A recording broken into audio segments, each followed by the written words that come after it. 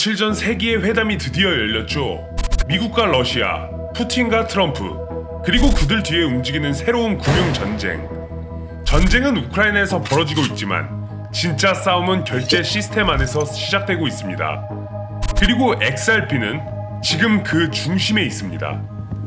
2025년 8월, 미국과 러시아는 알래스카에서 비공식 정상회담을 엽니다. 푸틴은 평화와 경제 회복을, 트럼프는 복귀한 세계 리더의 모습을 원했죠. 하지만 회담은 합의 없이 종료됐고 유럽과 우크라이나는 미국을 향한 신뢰를 잃기 시작했습니다.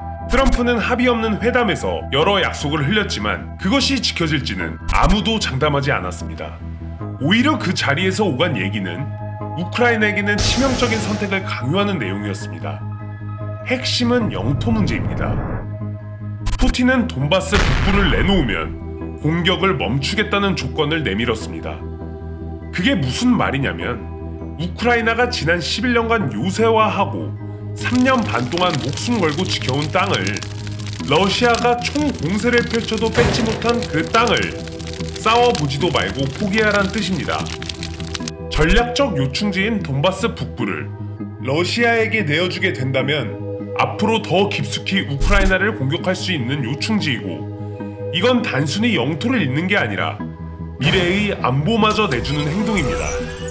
전쟁 초기에는 미국과 서방 국가들이 우크라이나의 영토 보존에 굉장히 힘썼지만 현재 그들의 태도는 많이 달라졌습니다.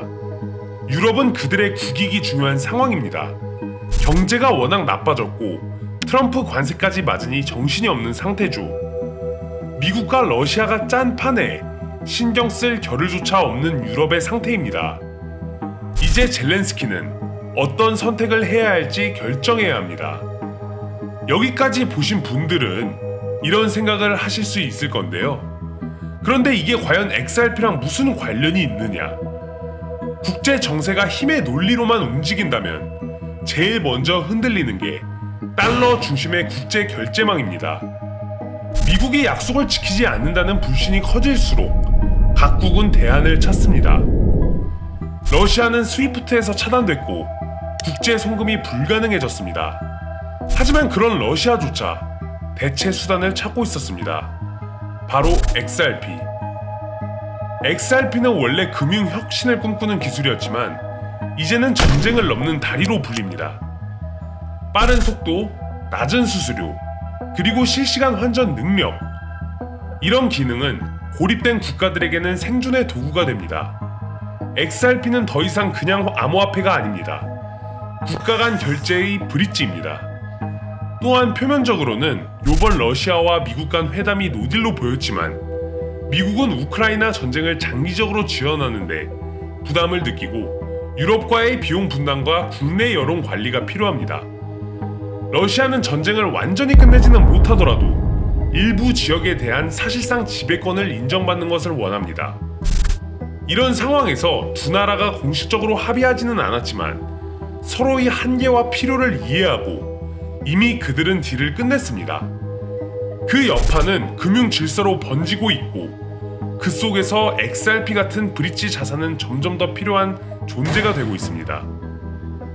트럼프는 말했습니다. 우리는 더 빠르고 더 싸고 더 자유로운 방식이 필요하다. 비트코인이 아닌 XRP, 국가 단위가 아닌 개인 기업 단위의 자유결제. 이것은 금융전쟁에서 탈달러를 의미합니다. 그리고 트럼프는 그 탈달러 전쟁에서 XRP를 활용하려 했다는 말도 나오고 있습니다. 왜냐하면 트럼프가, 즉 미국이 아무리 강하더라도 강압적으로 달러만을 강요하게 됐을 때 사실상 이란, 러시아와 같은 나라들은 국가 스위프트망 이용조차 안 되고 있고 아프리카와 같은 열악한 조건의 나라에서는 더 빠르고 용이한 리플을 이용하길 원하고 있기에 트럼프가 먼저 선수를 쳐서 XRP를 이용해 트렌드를 앞살려 영향력을 과시하는 것으로 예측됩니다. 앞으로 달러 중심의 질서가 언제까지 유지될 수 있을까요? 이미 대안은 움직이고 있고 XRP는 그 한가운데 있습니다. 미국이든 러시아든 심지어 대립하는 국가들조차 살아남기 위해서는 더 빠르고 더 효율적인 결제 수단이 필요합니다. 이건 피할 수 없는 흐름입니다.